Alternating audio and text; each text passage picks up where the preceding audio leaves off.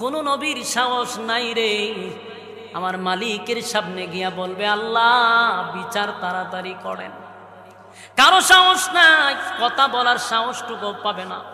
আমার বুঝে আসে না, আজকের পীর ফকিররা মানুষকে বোঝায় তোর আর আমি সুপারিশ করব, কিন্তু কিতাব পড়ে পাই আদম নবীর থেকে ঈসা রূহুল্লাহ সবাই বলে ইয়া রাব্বি নাফসি।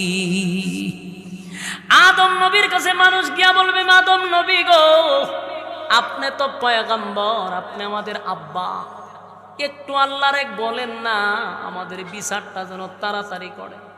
আদম নবী বলবে আজকে আল্লাহর যে রাগ আর গুসা, আমি আল্লাহর সামনে দাঁড়াইয়া কথা বলার সাহস নাই রে।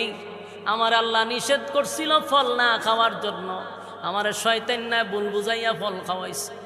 এখন আল্লাহ যদি জিগায় আদম কথা বলতে দে, আর